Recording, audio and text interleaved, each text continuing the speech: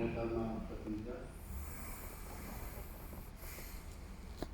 Professor محمد خاندان صاحب، professor جلال سلطان صاحب، میرے بھائی ڈاکٹر فیضاز، میرے چھوٹے بھائی ڈاکٹر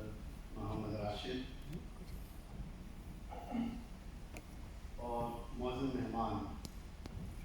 سادہ سعید صاحب نے کہا ہے کہ پہلے میں ترجمہ بتا دوں۔ اردو اور ترکی میں باہمی ترجمے کی روایت، اس پر میں نے اپنے طور پر کچھ لکھا ہے، کچھ ریسرچ کیا ہے۔ دراصل کانفرنس صبح سے چل رہی ہے اور لگ بھگ میں آخری بندہ ہوں،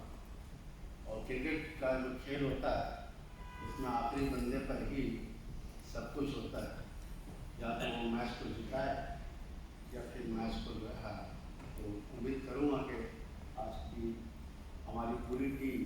خاص کر جو لوگ پاکستان سے تشریف لائیں، اور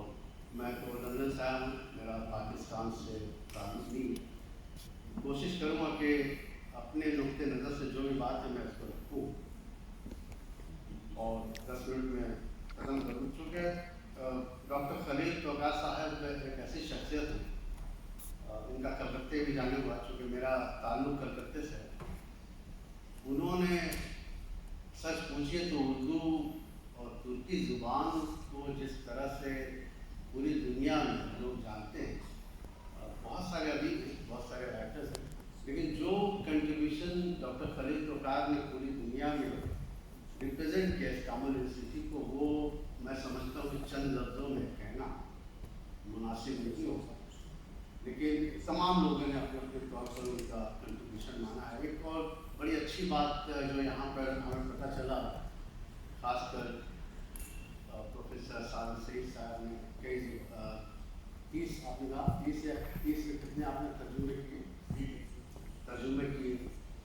اور اس کے علاوہ